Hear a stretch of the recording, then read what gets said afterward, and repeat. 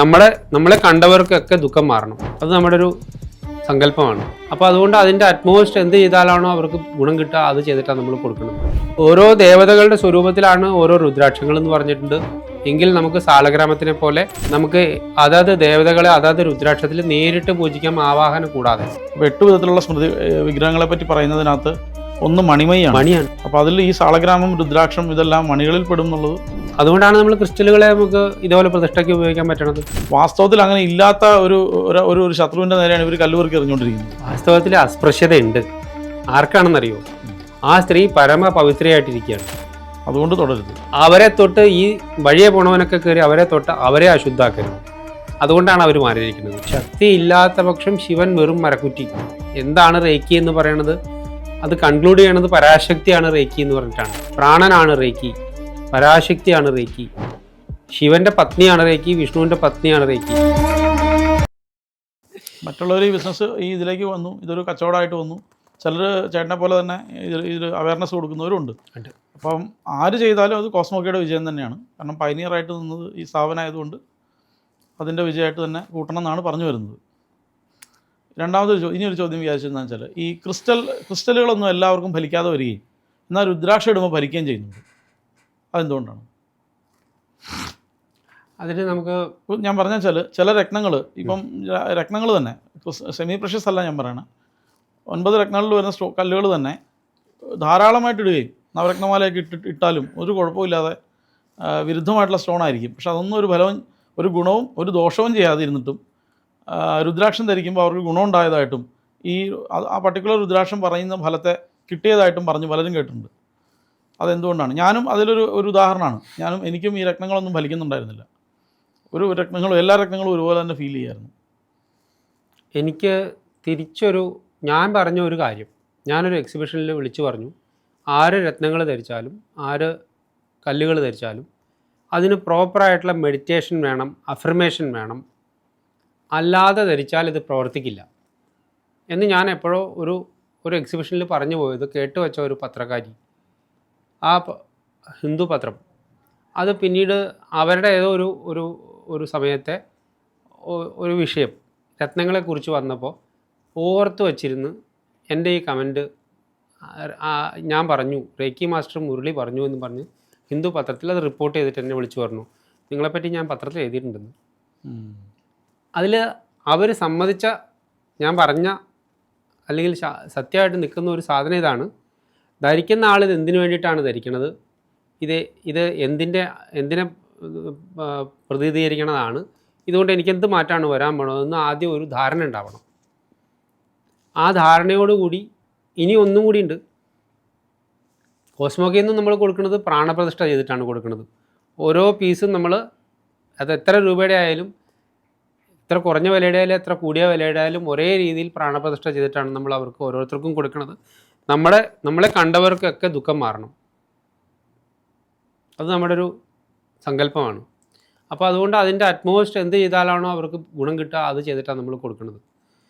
അപ്പോൾ അങ്ങനെ കൊടുത്തത് കൊണ്ടാണ് കോസ്മോക്കയിൽ നിന്ന് കൊടുത്ത ഏത് ക്രിസ്റ്റലും ഫലിച്ചിട്ടുണ്ട്, രത്നം കൊടുത്തിട്ടും ഫലിച്ചിട്ടുണ്ട്. അപ്പോൾ അവരെ ചെയ്യേണ്ടത് നമ്മൾ ചെയ്ത് കൊടുത്തു, അഫർമേഷൻ സെറ്റ് ചെയ്ത് കൊടുത്തു, അവർക്ക് ഇന്നതിന് ഇന്നതുപോലെ ഇന്നതാണെന്ന് പറഞ്ഞു കൊടുത്തു. അവരത് കൊണ്ടുപോയിട്ട് നിത്യേന കഴുകണം. എല്ലാ ദിവസവും നമ്മൾ അമ്പലത്തിൽ ക്ഷേത്രത്തിൽ അഭിഷേകം ചെയ്യുന്ന അതേ മുറയ്ക്ക്, വിഗ്രഹത്തിന് അഭിഷേകം ചെയ്യുന്ന അതേ മുറയ്ക്ക് ഈ കല്ലുകളെല്ലാത്തിനെയും നിത്യവും അഭിഷേകം ചെയ്യണം. പറ്റുമെങ്കിൽ കൂടുതൽ എന്തെങ്കിലും റിച്വൽ ചെയ്യാൻ പറ്റുമെങ്കിൽ ചെയ്യണം. അപ്പോൾ അത് ഓരോ ദിവസവും റിവിഷൻ ചെയ്തുകൊണ്ടിരിക്കലാവും നമ്മൾ. ആ കല്ലും ഞാനും തമ്മിലുള്ള റിലേഷൻ, അത് എന്തിനു വേണ്ടി എൻ്റെ കൂടെ നിൽക്കണമെന്നുള്ള നമ്മുടെ ഒരു ഓർമ്മിക്കൽ, അതെല്ലാം സാധിച്ചുകൊണ്ടിരിക്കുന്നുണ്ടെങ്കിൽ കല്ല് വലിച്ചു വരും. അപ്പോൾ ആ ഒരു കാര്യം രുദ്രാക്ഷത്തിന് ആവശ്യമില്ലേ? ഈ പ്രാണപ്രതിഷ്ഠയും ഇതുപോലുള്ള പീരിയോഡിക്കൽ ക്ലിൻസിങ് ഉറപ്പായും രുദ്രാക്ഷത്തിന് ഇഷ്ടദേവതയെ പ്രാണപ്രതിഷ്ഠ ചെയ്ത് വേണം ധരിക്കാനെന്ന് പറഞ്ഞേക്കണത്. ഓരോരുത്തരുടെ ഇഷ്ടദേവതയെ നമുക്കറിയില്ല. അത് കാരണം നമ്മൾ നമ്മുടെ സങ്കേതം അനുസരിച്ചുള്ള അവരുടെ പ്രശ്നങ്ങളെ നമ്മൾ പഠിച്ചത്, രുദ്രാക്ഷം തേടി വന്ന ആളുടെ പ്രശ്നങ്ങളെ നമ്മളാണ് പഠിച്ചത്. നമുക്ക് മാത്രം മനസ്സിലാവുന്ന ചില ഭാഷകളിൽ നമ്മൾ പഠിച്ചിട്ടുണ്ടത്. ആ ഭാഷയിൽ അവർക്ക് വേണ്ട ഉത്തേജനം കിട്ടാൻ വേണ്ടിയിട്ട്, അവർക്ക് വേണ്ട കറക്ഷൻ വരാൻ വേണ്ടി, അവർക്ക് വേണ്ട ശ്രേയസ് ഉണ്ടാകാൻ വേണ്ടി നമ്മൾ സങ്കല്പം ചെയ്ത് പ്രാണപ്രതിഷ്ഠ ചെയ്തിട്ടാണ് കൊടുക്കുന്നത്. ഉറപ്പായിട്ടും ഓരോ ദേവതകളുടെ സ്വരൂപത്തിലാണ് ഓരോ രുദ്രാക്ഷങ്ങളെന്ന് പറഞ്ഞിട്ടുണ്ട്. എങ്കിൽ നമുക്ക് സാലഗ്രാമത്തിനെ പോലെ നമുക്ക് അതാത് ദേവതകളെ അതാത് രുദ്രാക്ഷത്തിൽ നേരിട്ട് പൂജിക്കാം, ആവാഹനം കൂടാതെ. ഓൾറെഡി അതിൻ്റെ പ്രാണനുള്ളതുകൊണ്ട് അവരുടെ സാന്നിധ്യം ഉള്ളതുകൊണ്ട് തൽ ദേവതയുടെ സ്വരൂപമാണത്. മണിയാണ്, രത്നമണിയാണ്. അതെ, അതേ ആ സമയത്ത് അത് ബ്ലാങ്ക് ആയിട്ടിരിക്കുന്നതിന് പകരം അതിനെ നമ്മൾ ആക്ടിവേറ്റ് ചെയ്ത് വെച്ചിട്ടും കൂടി ഉണ്ടെങ്കിലോ, പ്രാണപ്രതിഷ്ഠ ചെയ്ത് ആക്ടിവേറ്റ് ചെയ്ത് വെച്ചിട്ടുണ്ടെങ്കിൽ, അപ്പോൾ ഓരോ ദേവതയുടെയും ചൈതന്യമാണ് ഓരോ ധരിച്ച അവൻ്റെയും കൂടെ നടക്കുന്നത്. അതായത് ദേവതകൾ ആ ദേവതകളുടെ സ്വരൂപത്തിൽ ഇരുന്നു കൊണ്ട് ഇയാൾക്ക് മാർഗനിർദ്ദേശം കൊടുത്തുകൊണ്ടിരിക്കും. ധരിക്കാതെ തന്നെ ഇത് പ്രാണപ്രതിഷ്ഠ ചെയ്ത് വെറുതെ പൂജയായിട്ട് ഉപയോഗിക്കാം. അങ്ങനെയും വിധിയുണ്ടല്ലോ. ഉദാഹരണം പറഞ്ഞാൽ ഇപ്പോൾ നമുക്കൊരു ഉമാമഹേശ്വര സങ്കല്പത്തിൽ ഒരു ഗൗരീശങ്കരത്തെ പ്രാണപ്രതിഷ്ഠ ചെയ്ത് ഉപയോഗിക്കാം. ഉറപ്പായിട്ടും. അതുപോലെ തന്നെ ഒരു ശാസ്താസങ്കല്പത്തിൽ ഒരു ഏഴുമുഖരുദ്രാക്ഷത്തെ ഉപയോഗിക്കാം. അപ്പം ശൈലി ദാരുമഹി ലോഹി ലിപി ലേഖ്യാജ സൈഗതി മന്ത്രമയി മണിമയി മനോന്മയി പ്രതിമാഷ്ടവിധോ സ്മൃതാന്ന് സ്മൃതിയിലുണ്ട്. അപ്പോൾ 8 വിധത്തിലുള്ള വിഗ്രഹങ്ങളെ പറ്റി പറയുന്നതിനകത്ത് ഒന്ന് മണിയാണ്. അപ്പോൾ അതിൽ ഈ സാളഗ്രാമം, രുദ്രാക്ഷം ഇതെല്ലാം മണികളിൽ പെടും എന്നുള്ളത്. അതുകൊണ്ടാണ് നമ്മൾ ക്രിസ്റ്റലുകളെ നമുക്ക് ഇതുപോലെ പ്രതിഷ്ഠയ്ക്ക് ഉപയോഗിക്കാൻ പറ്റണത്. പലതരം ശിലകളുടെ കൂട്ടത്തിൽ നമുക്ക് സ്ഫടികം, നമുക്കിപ്പോൾ മരതകം എന്നൊക്കെ പറഞ്ഞിട്ട് അതിൻ്റെയൊക്കെ സെമി പ്രഷ്യസ് എല്ലാം ഉപയോഗിക്കുന്നുണ്ടല്ലോ, വിഗ്രഹങ്ങൾ ഉണ്ടാക്കാൻ വേണ്ടിയിട്ടും ശിവലിംഗങ്ങൾ ഉണ്ടാക്കാൻ വേണ്ടിയിട്ടും. ഇനി അഥവാ അതിൻ്റെ ഓട് ഷേപ്പിലുള്ളത് അതിൻ്റെ പെബിൾസ് എടുത്ത് വെച്ചിട്ട് നമുക്കതിനെ വിഗ്രഹങ്ങളായിട്ട് ഉപയോഗിക്കാൻ പറ്റും. മണി എന്ന വകുപ്പിൽ അതൊക്കെ വരും. ശരി. ഈ ശുദ്ധാശുദ്ധങ്ങൾ, ആർത്തവ സംബന്ധമായ കാര്യങ്ങൾ, ഇതൊക്കെ രുദ്രാക്ഷത്തെ എങ്ങനെ ബാധിക്കും? നല്ല ചോദ്യമാണ് ഇത്. നമുക്കിനി ഓറയെക്കുറിച്ച് കുറച്ച് പറയാം. അവരുടെ ഓറയിലുണ്ടാവുന്ന ഒരു കുറവ്, ഓറയുടെ തിക്നെസ് അല്ലെങ്കിൽ അതിൻ്റെ ടെമ്പർ കുറഞ്ഞു പോകുന്ന അവസ്ഥ വരുമ്പോഴാണ് നമ്മൾ ശരീരം ഇളപ്പെട്ട് പോകും എന്ന് പറയുന്നത് കേട്ടിട്ടില്ലേ? കർക്കിടക മാസത്തിൽ ആളുകളുടെ ശരീരം ഇളപ്പെട്ട് നിൽക്കും. ആ സമയത്ത് എന്ത് മരുന്ന് കഴിച്ചാലും അത് ഏറ്റിരിക്കും. ആ സമയത്ത് കർക്കിടക മാസത്തിൽ നമ്മൾ അധികം വലിയ കായികാഭ്യാസത്തിന് പോയി കുഴപ്പമൊന്നും ഉണ്ടാക്കാൻ നിൽക്കരുത് എന്നൊക്കെ പറഞ്ഞു കേട്ടത് ഇളപ്പെട്ടിരിക്കും എന്നുള്ളത്. ഈ ഇളപ്പെടുന്ന അവസ്ഥ ഓറയ്ക്ക് സംഭവിച്ചാലോ, ഓറയുടെ മൊത്തമുള്ള സ്ട്രെങ്ത്ത്, അതിൻ്റെ ആ ഒരു ആ ടെമ്പർ വല്ലാതെ ചുങ്ങി പോകുന്നു. അത്രയും സ്പേസിൽ ഓറയുണ്ട്, പക്ഷേ വളരെ ചുങ്ങിയ ഓറയാണ്. ആ ടെമ്പർ ഇല്ലാത്തത് കൊണ്ട് പുറത്തുനിന്നുള്ള പല എനർജികൾക്കും ഈ ഓറയിലേക്ക് പെനട്രേറ്റ് ചെയ്ത് കയറാൻ പറ്റുന്നൊരു സിറ്റുവേഷൻ, ഓറ ബ്രേക്ക് ചെയ്ത് അകത്ത് കയറി വരാൻ പറ്റുക. ആ സിറ്റുവേഷൻ ഉണ്ടാവുന്നതാണ് ആർത്തവ സമയത്ത്. അപ്പം ഞങ്ങളുടെ ഭാഷയിൽ അത് ബാധയാണ്. അല്ല, അവനോൻ പുറത്തുനിന്ന് വന്നതല്ല, ഉള്ളിൽ നിന്ന് നമുക്ക് ഉണ്ടാവുന്ന ബാധ എന്നായിട്ടില്ല. നമ്മുടെ ശക്തി കുറഞ്ഞു പോയി എന്ന് മാത്രമേ അർത്ഥമുള്ളൂ. ശരി, നമ്മുടെ ശക്തി കുറഞ്ഞിരിക്കുന്ന അവസ്ഥയിൽ ബാധ കയറാൻ എളുപ്പമുണ്ട്. അതാണ് ഞാൻ ചോദിച്ചത്. ബാധ കയറാൻ നമ്മുടെ ഓറയുടെ ബലം കുറയുമ്പോൾ പുറത്തുനിന്ന് ഒരു വസ്തു വന്ന് കയറുക എന്ന് വെച്ചാൽ അതിനെ നമ്മൾ ബാധയായിട്ടാണ്. ഇവിടെ കയറിയിട്ടില്ല എന്ന് വെച്ചോളൂ, കയറിയിട്ടില്ല, കയറാനുള്ള സാഹചര്യം ഉണ്ട്, ഭയക്കണേ എന്ന് പറഞ്ഞേക്കാണ്. അതാണ് നമുക്കുള്ള പ്രൊട്ടക്ഷൻ മുഴുവൻ പറഞ്ഞേക്കുന്നത്.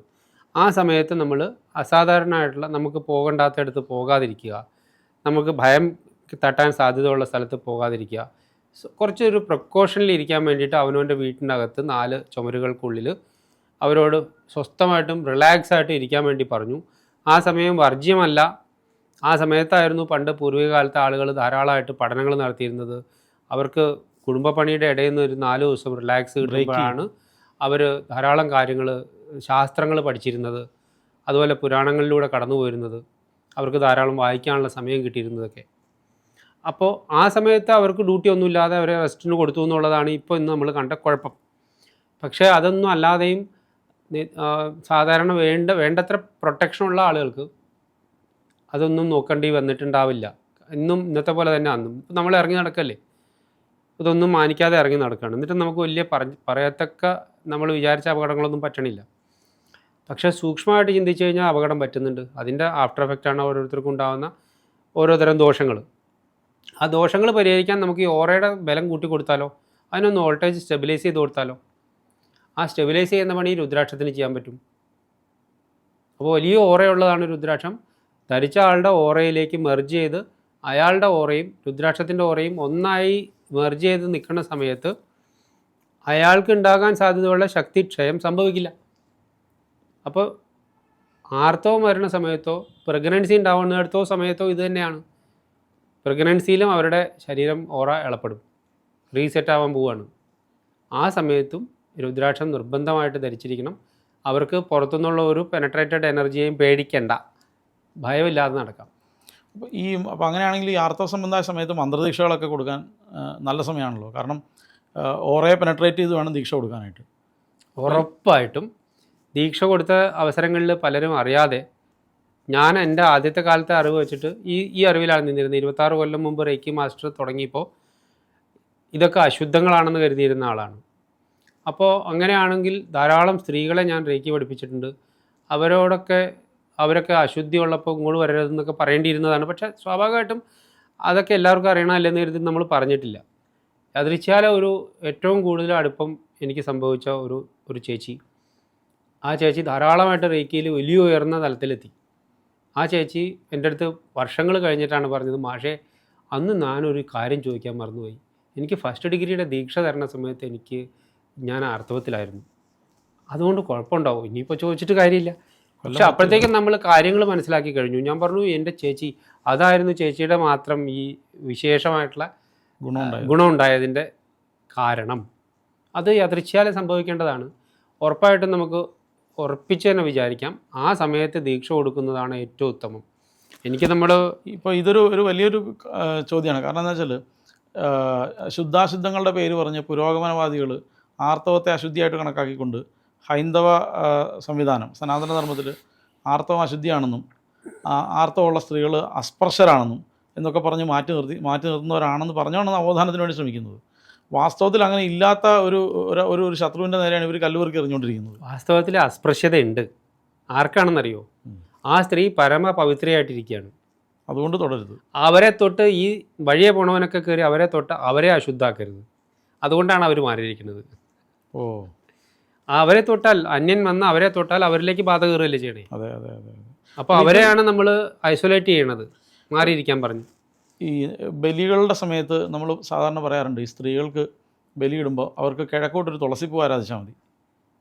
തെക്കോട്ട് ബലിയില്ല, കിഴക്കോട്ടൊരു ഉരുള ഉരുട്ടിയിട്ട് തുളസിപ്പൂ ആരാധിച്ചാൽ മതി. അപ്പം പൊതുവേ അവർ വിചാരിക്കാറ് എന്തോ ഒരു കുറവ് ഇവർക്കുണ്ട് എന്നാണ്. വാസ്തവത്തിൽ കുറവല്ല, ക്രിയ കുറയുക എന്ന് വെച്ചാൽ അതിന് ബലം കൂടുതലുണ്ടെന്നാണ്. എന്നുവെച്ചാൽ അത്രയും ചെയ്യണ്ട. നമ്മൾ ഈ പണിയെല്ലാം എടുത്ത് കഷ്ടപ്പെട്ട് ശ്രാദ്ധമായിട്ട് തെക്കോട്ട് ഉരുള ഉരുട്ടി ബലി കൊടുത്ത് ഉദകം കൊടുക്കുമ്പോൾ അത്രയും പോലും വേണ്ടാതെ വെറുതെ ഒരു ചോറെടുത്ത് ഒരു വാരി വെച്ച് അതിലേക്കുള്ള ഒരു തുളസിപ്പൂ നാരായണമന്ത്രം കൊണ്ട് അർച്ചിക്കുമ്പോൾ തന്നെ ഈ കഴിച്ച ബലിയേക്കാളും വലിയ ഫലത്തിലേക്ക് പോകുന്നു. അതുകൊണ്ടാണ് ഇത് ഉള്ളതെന്ന് സത്യം പറഞ്ഞാൽ ഈ സ്ത്രീകൾക്കും അറിയില്ല, ബലി ഇടിയിക്കുന്ന ആൾക്കും അറിയില്ല, കൂടെ കണ്ടുകൊണ്ട് നിൽക്കുന്നവർക്കും അറിയില്ല, ഇതിനെ എതിർക്കുന്നവർക്കും അറിയാൻ മേല. അതായത് ഈ ഒരു വർഷത്തെ ഈ പ്രഗ്നൻസി, അതായത് ഗർഭം എന്ന് പറയുന്ന വ്രതത്തെ അവർ എടുക്കുന്നതുകൊണ്ടാണ് 90% സ്ത്രീകൾക്കുണ്ടാവുന്നത്. അപ്പോൾ അത് എടുക്കുന്നതുകൊണ്ടാണ് ജനറലൈസ് ചെയ്തുകൊണ്ട് സ്ത്രീകൾക്ക് ഇങ്ങനെയുള്ള കാര്യങ്ങൾ ഒഴിവാക്കി കൊടുത്തിരിക്കുന്നതും. ഇവരെടുക്കുന്ന ഒരു മഹാവ്രതമാണെന്ന് കണക്കാക്കിക്കൊണ്ട് അതിനൊരു വലിയ ഇമ്പോർട്ടൻസ് കൊടുത്ത് സ്ത്രീകളെ ഈ മല കയറി ദർശനം, മലയ്ക്ക് മുകളിലുള്ള ക്ഷേത്രങ്ങളിൽ കഷ്ടപ്പെട്ടു പോയി തൊഴുക, അതുപോലെ ബുദ്ധിമുട്ടിയിട്ടുള്ള ശയനപ്രദർശനം പോലെയുള്ളത്, സാഷ്ടാംഗ നമസ്കാരം പോലെയുള്ള ബുദ്ധിമുട്ടുകൾ, ഇങ്ങനെയുള്ള വയ്യാവേലി എല്ലാം ഒഴിവാക്കി കൊടുത്തിട്ട് അവർക്ക് അതിന് പകരം തൊഴുതാൽ മതി, മുകളിലിരിക്കുന്ന ദേവനെ ഇവിടെ നിന്ന് സ്മരിച്ചാൽ മതി, കഷ്ടപ്പെട്ട് എവിടെയും പോകേണ്ട ആവശ്യമില്ല, അവർ ഇവിടെ വന്ന് കണ്ടാൽ മതി എന്നൊക്കെ പറഞ്ഞ് ഒഴിവാക്കി കൊടുത്തിരിക്കുന്നത് പണ്ട് വൈദികനായിട്ടുള്ള വേണുചേട്ടൻ പറഞ്ഞു കേട്ടിട്ടുണ്ട്. അതായത് സ്ത്രീകൾ നമസ്കരിച്ചുകൂടാ, ആചാര്യന്മാർ സ്ത്രീകളുടെ നമസ്കാരം സ്വീകരിക്കരുത്, സ്ത്രീകൾ തൊഴാനേ പാടുള്ളൂ, തിരിച്ച് നമസ്കരിക്കാം. കാരണം സ്ത്രീകൾ നമസ്കരിക്കുക എന്ന് പറഞ്ഞാൽ അതിൻ്റെ പാപം ഈ ആചാര്യൻ എവിടെ കൊണ്ട് അവസാനിപ്പിക്കും എന്നാണ് അന്ന് വേണുചേട്ടൻ ചോദിച്ചത്. അപ്പോൾ ഞാൻ ചോദിച്ചു, അങ്ങനെയാണെങ്കിൽ ഭർത്താവ് മരിച്ച സ്ത്രീകളാകുമ്പോൾ സാധാരണ അവർ മംഗളകാര്യങ്ങളിലൊന്നും പങ്കെടുക്കാറില്ല, അപ്പോൾ അതെന്തുകൊണ്ടാണ് എന്ന് ചോദിച്ചപ്പോൾ പറഞ്ഞത്, ഗൃഹസ്ഥയായിട്ടിരിക്കുന്ന സ്ത്രീകളാരാണ് ഇപ്പോൾ ഈ പറഞ്ഞത്. ഇനി അവർ സന്യാസത്തിലേക്കോ വാനപ്രസ്ഥത്തിലേക്കോ പോയിട്ടുണ്ടെങ്കിൽ കാണേണ്ടവർ അവിടെ ചെന്ന് കാണണം, അവരിങ്ങോട്ട് വരേണ്ട കാര്യമില്ല, വരുത്താൻ പാടില്ല, അവർക്കാണ് പവർ. അതെ, അതുകൊണ്ട് വിവാഹം അവർ പോയി കാണേണ്ട ആവശ്യമില്ല, വിവാഹശേഷം വധൂവരന്മാർ അവരെ ചെന്ന് കാണണം. കറക്റ്റ്, അങ്ങനെയാണ്. അല്ലാതെ ഭർത്താവ് മരിച്ചൊരു സ്ത്രീ ഒരു വിവാഹവേദിയിൽ അശുദ്ധിയല്ല, യോഗിനി സങ്കല്പമാണ്. ഇത് എന്നുവെച്ചാൽ സ്മൃതി കത്തിക്കാൻ നടക്കുന്ന ആൾക്കാരും സ്ത്രീ സ്വാതന്ത്ര്യമർഹതി എന്ന് പറഞ്ഞ് കത്തിക്കുന്നവരും എത്ര നാര്യസ്തു പൂജന്തേ രമന്ത്രേ തത്ര ദേവത എന്ന് അപ്പുറമുണ്ട്, അത് പറയൂല. അതെ, അതിനേക്കാളും കുറച്ചും കൂടി കടത്തി പറഞ്ഞു വെച്ചിട്ടുണ്ട് ശങ്കരാചാര്യ സ്വാമികൾ. ശിവശക്തിയായുക്തോ യതി ഭവതി ശക്തപ്രഭവിതും ന ചേദേവം ദേവോപി ന കുശലസ്പന്ദിതുമപി അതസ്ത്വാം ആരാധ്യാം ഹരിഹര വിരിഞ്ചാതിവിരവി പ്രണന്തും സ്തോതും വാ ആ ശ്ലോകം കൊണ്ട് പറഞ്ഞു വെച്ചേക്കുന്നത് ശക്തി ഇല്ലാത്ത പക്ഷം ശിവൻ വെറും മരക്കുറ്റി.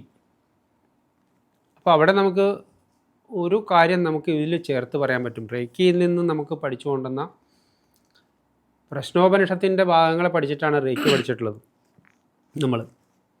അതിൽ വളരെ കൃത്യമായിട്ട് പറയാണ് ആരാണ് ഈ ശക്തി എന്ന്. ഈ അമ്മ പാർവതി ദേവി എന്ന് ശിവന് പാർവതിയായിട്ടും വിഷ്ണുവിന് ലക്ഷ്മി ദേവിയായിട്ടും ബ്രഹ്മാവിന് സരസ്വതിയായിട്ട് ഇരിക്കുന്ന ഈ പെണ്ണ് സാരി ഉടുത്ത സ്ത്രീ വാസ്തവത്തിൽ ഒരു സ്ത്രീ അല്ല. എന്നാൽ അതാണ് പരമമായ സത്യവും പരാശക്തിയും അതാണ്. അതിനെക്കുറിച്ച് നമ്മൾ റേക്കിയുടെ ക്ലാസ്സുകളിൽ ആദ്യം പറയണത് എന്താണ് റേക്കി എന്ന് പറയണത്, അത് കൺക്ലൂഡ് ചെയ്യണത് പരാശക്തിയാണ് റേക്കി എന്ന് പറഞ്ഞിട്ടാണ്. പ്രാണനാണ് റേക്കി, പരാശക്തിയാണ് റേക്കി, ശിവൻ്റെ പത്നിയാണ് റേക്കി, വിഷ്ണുവിൻ്റെ പത്നിയാണ് റേക്കി. അതിൽ നമുക്ക് ആ ശക്തി എന്ന് പറയുന്നത് ശക്തൻ്റെ ശക്തിയെക്കുറിച്ചാണ്. ശക്തനും ശക്തിയും വേറെ വേറെ അല്ല, ഒറ്റ ഒന്നാണ്. അതിന് ഉദാഹരണം പറയാനായിട്ട് സിംഹത്തിൻ്റെ പരാക്രമത്തെ പറ്റിയാണ് ഉദാഹരിക്കാറ് എപ്പോഴും.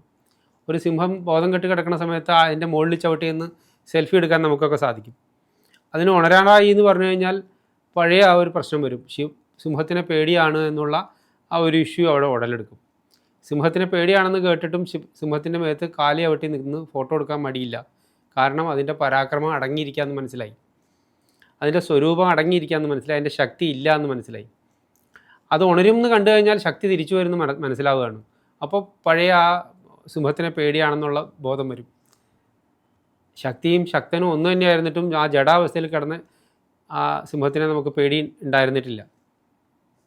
ഇതുപോലെ ശിവൻ എന്ന് പറയുന്ന സാധനത്തിൻ്റെ അകത്തുള്ള അതിൻ്റെ ആക്റ്റീവ് ഫോഴ്സ്, അതിൻ്റെ എനർജി, അതിൻ്റെ പ്രവർത്തന ശക്തി, അതിൻ്റെ പ്രകടനപരത, അതിനെയാണ് ശക്തി എന്ന് വിചാരിക്കുന്നത്. ആ ശക്തി ഇല്ലാതെ ശിവനില്ലേ ഇല്ല. ശിവൻ വെറുതെ മരക്കുറ്റി പോലെ ഇരിക്കുക മാത്രമേ ഉള്ളൂ. അങ്ങനെയുള്ള ഒരു ഒന്നിൻ്റെ നമ്മുടെ മായാലോകത്തിലെ പ്രകടിതമായിട്ടുള്ള രൂപമാണ് നമ്മുടെ അമ്മമാരായിട്ട് വന്നേക്കുന്നത്, മഹാമായയുടെ പ്രകടമായിട്ടുള്ള രൂപമായിട്ട് വന്നേക്കുന്നത്. ആ ശക്തി ഇല്ലാതെ ലോകത്തിന് മുമ്പോട്ടൊരു പോക്കുമില്ല. മായയെ ആശ്രയിച്ച് തന്നെ മായാമുക്തി വരുത്തുക. അപ്പോൾ അവിടെ നമുക്ക് മെറ്റീരിയൽ ലൈഫിൽ നമ്മൾ ഈ അമ്മമാരെ തന്നെയാണ് ഏറ്റവും മുന്തിയ പങ്ക് കൊടുത്തു വച്ചേക്കുന്നത്. അല്ലാതെ ഫെമിനിസ്റ്റുകൾ പറയുന്ന പോലെ അവരെ നമ്മൾ അധകൃതരായിട്ടോ തഴയപ്പെട്ടവരായിട്ടോ ധർമ്മമാണെന്നാണ് പറഞ്ഞത്. ഭാരതത്തിലില്ല, സനാതനധർമ്മത്തിലില്ല. നിങ്ങൾ അതിൽ നിന്ന് വയലേറ്റ് ചെയ്തിട്ടുണ്ടെങ്കിൽ നിങ്ങൾക്കതുണ്ട്. സനാതനധർമ്മത്തിൽ നിന്ന് നിങ്ങൾ വയലേറ്റ് ചെയ്തിട്ടുണ്ടെങ്കിൽ നിങ്ങളുടെ സ്ത്രീകളെ അടിച്ചമർത്തും. അല്ല, ഞാനും പറഞ്ഞത് ഏറ്റവും സ്തോത്ര രത്നങ്ങളിലെ ഏറ്റവും രത്നമായിട്ട് ഏറ്റവും മഹനീയമായിട്ട് കണക്കാക്കുന്ന ഇതാണ് ലളിതാ സഹസ്രനാമം. അതിൽ പ്രപഞ്ചശക്തിയെ മുഴുവനും സ്ത്രീയായിട്ടാണ് സങ്കല്പിച്ചിരിക്കുന്നത്. എന്തുകൊണ്ട് ശിവനായിട്ട് കണ്ടങ്ങ് എഴുതിയാലും മതിയല്ലോ. അതുപോരാതെ അഗസ്ത്യർക്ക് ഹയഗ്രീവൻ പറഞ്ഞു കൊടുക്കുന്നത്, ഹയഗ്രീവനും അഗസ്ത്യനും തമ്മിലുള്ള സംവാദത്തിൽ ശക്തിയെപ്പറ്റി പറഞ്ഞു കൊടുക്കുന്നത് സാക്ഷാൽ ലളിതാംബിക ഭഗവതിയായിട്ടാണ്, സ്ത്രീയായിട്ട് തന്നെയാണ്. അതിന് എഴുതി കൊടുക്കുന്നത് വശിനിയാദി എന്ന് പറയുന്ന സ്ത്രീകൾ തന്നെയാണ്, ഋഷിയായിട്ട് വന്നത്. അതും അതെ, അമ്മമാരെ തന്നെയാണ്. ഇനി തിരിച്ച് വൈദികത്തിലെടുത്താലോ മന്ത്രമാതാവ് ഗായത്രിയാണ്.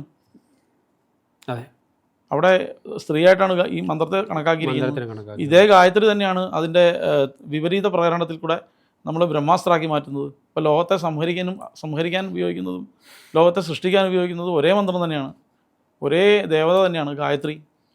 ഒരു കാര്യം പറഞ്ഞു വന്നപ്പോൾ സാധാരണ ആളുകൾക്ക് ഓറ ഉണ്ടായിരുന്നില്ലേ പണ്ട് മുതൽ ഓറയില്ലേ? ഉണ്ട്. അപ്പോൾ എന്താ ഇപ്പോൾ മാത്രമാണല്ലോ ഈ ഓറയെ പറ്റിയിട്ട് ഇങ്ങനെ റേക്കിക്കാർ വന്നതിന് ശേഷമാണ് ഓറയൊക്കെ പറ്റി വന്നു തുടങ്ങിയെന്ന് വേറൊരു വാദം വരാം.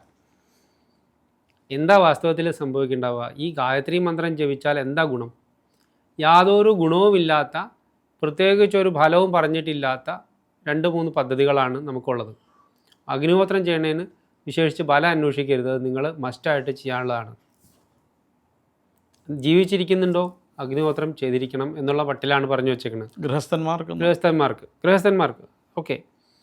അപ്പോൾ അത് നിർബന്ധമായിട്ട് ചെയ്യാനുള്ള, അന്തരീക്ഷത്തിനെ പൊള്യൂഷനിൽ നിന്ന് രക്ഷിച്ച് അതിനെ നറിഷ് ചെയ്ത് നിർത്താൻ വേണ്ടിയിട്ട് നിങ്ങൾ ജീവിച്ചിരിക്കുന്നുണ്ടെങ്കിൽ പ്രകൃതിയിൽ നിന്ന് എടുത്തതിന് തിരികെ കൊടുക്കുന്നതിൻ്റെ ഭാഗമായിട്ട് അഗ്നിഹോത്രം നിങ്ങൾ ചെയ്തിരിക്കണം.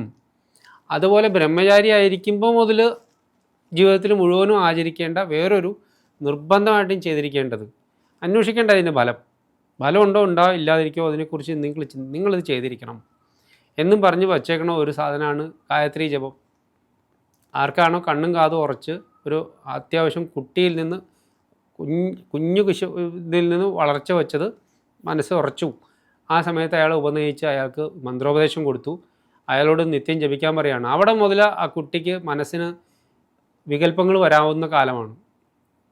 ആ വികല്പങ്ങൾ വന്നിട്ട് അയാൾക്ക് വേണമെങ്കിൽ തെറ്റായ ജീവിതത്തിലേക്കോ മോശത്തിലേക്കോ ഒക്കെ പോകാവുന്ന കാലവുമാണ്. അയാൾ സമൂഹവുമായി ഇടപെടുന്ന കാലമാണ്. ആ സമയം മുതൽ അയാളെ ഉറപ്പിച്ച് നിർത്താൻ വേണ്ടിയിട്ട്, തനിക്ക് ശുദ്ധി ഉണ്ടായി നിർത്താൻ വേണ്ടിയിട്ട്, തൻ്റെ ഓറയെ പക്വമാക്കി നിർത്താൻ വേണ്ടിയിട്ട്, തൻ്റെ ഓറയെ നിത്യവും സുതാര്യമാക്കി നിർത്താൻ വേണ്ടിയിട്ടാണ് ഗായത്രിയുടെ ജപം നടക്കുന്നത്. ഓറയെ പറ്റിയിട്ട് പറഞ്ഞില്ലെന്നേ ഉള്ളൂ.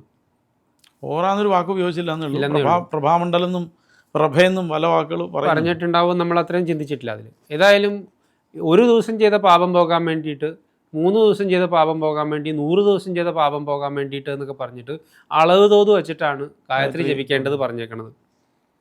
അപ്പോൾ ഇത്ര ഗായത്രി ജപിച്ചാൽ ഇന്ന പോലത്തെ പാപങ്ങൾ പോയി കിട്ടും. അപ്പോൾ പാപങ്ങളെന്ന് പറഞ്ഞാൽ എവിടെ ഇരിക്കണേ? ഉള്ളിൽ തന്നെ. നമ്മളെ ശരീരം, പൂർവജന്മകൃതം പാപം വ്യാധിരൂപേണ ജായതേ. ആ വിഷയം നമ്മൾ സംസാരിക്കുമ്പോൾ ഇതിൽ നിന്ന് ജനങ്ങൾക്കൊരു ഐഡിയ കിട്ടൂലേ? പാപവും പുണ്യവും ഉള്ളതാണോ എന്ന് ചോദിച്ചു പോയാൽ വളരെ കൃത്യമായിട്ട് ഇത് മനുഷ്യ ശരീരത്തിനകത്ത് സംഭവിക്കുന്ന ഫിസിയോളജിക്കൽ വേരിയേഷൻ ആണെന്ന് തന്നെ ഉറപ്പിച്ച് പറയണം. ഈ എൻസൈമുകളുടെ പ്രവർത്തനമാണ് ഇത്. പ്രാണശക്തിയുടെ ഒരു പ്രവർത്തനമാണ്. അതിനെ നമുക്ക് കൊള്ളിക്കാൻ മനസ്സിലാക്കാൻ വേണ്ടിയിട്ട് നമുക്ക് അവിടെ ഇവിടെ നിന്നൊക്കെ പല സ്ഥലത്തുനിന്ന് കോട്ട് ചെയ്ത് കൊണ്ടുവരണം. ഒന്നാമത്തെ നമ്മൾ പറഞ്ഞു പൂർവ്വജന്മകൃതം പാപം വ്യാധിരൂപേണ ജായതേ എന്ന് പറഞ്ഞു നിർത്തി. അത് ജ്യോതിഷത്തിലും ആയുർവേദത്തിലും ഒരേപോലെ സുവിദിതമായിട്ടുള്ളതാണ് ഈ വാക്ക്, ഈ ശ്ലോകം. അവർ പറയാണ് പൂർവ്വജന്മകൃതമായിട്ടുള്ള പാപങ്ങളാണ് നിങ്ങൾക്ക് രോഗത്തിന്, ദുഃഖത്തിന്, ദുരിതങ്ങൾക്കൊക്കെ കാരണമായിരിക്കുന്നത്. എന്ന് വെച്ചാൽ രോഗത്തിന് മോഡേൺ മെഡിക്കൽ സയൻസോ ആയുർവേദമോ രോഗത്തിൻ്റെ നിദാനം തേടിപ്പോകുന്നത് എവിടെയാണെന്നാണ്. രോഗം ഉണ്ടാകാനുള്ള കാരണം എന്താണ് എന്ന ചോദ്യം മെഡിക്കൽ സയൻസിനോട് ചോദിച്ചു കഴിഞ്ഞാൽ അവർ ആദ്യകാലത്ത് അത് വൈറസുകളാണ്, ബാക്ടീരിയകളാണ്, ഇവരാണ് എന്ന് പറഞ്ഞു ഓരോരുത്തരെ ചൂണ്ടി അവരെ ശത്രുവാക്കി അവർക്കെതിരെ അസ്ത്രങ്ങളെല്ലാം ചെയ്തുകൊണ്ട് നിന്നു. അവിടെ നിന്നൊന്നും പിടികിട്ടാതെ അത് വെളി ചാടി വന്നിട്ട് ഇപ്പോൾ മെഡിക്കൽ സയൻസ് എത്തി നിൽക്കുന്നത് ടോക്സിസിറ്റി ആണ് കാരണം എന്ന് പറഞ്ഞിട്ടാണ്. ഇതേ കാരണമാണ് ആയുർവേദം ആദ്യം തന്നെ കണ്ടെത്തി പറഞ്ഞേക്കുന്നത്, വാതപിത്ത കഫങ്ങളുടെ പാപമാണ് കാരണം. അപ്പം നമുക്കിപ്പോൾ ഇവിടെ പറയാനുള്ളത് ഈ പാപവും ടോക്സിനും ഒന്നാണെന്ന് എങ്ങനെ സമർത്ഥിക്കും എന്നുള്ളതാണ്. രണ്ടും ഒന്നാണ്, രണ്ടുപേരും ഒരേ കാര്യമാണ് പറഞ്ഞത്.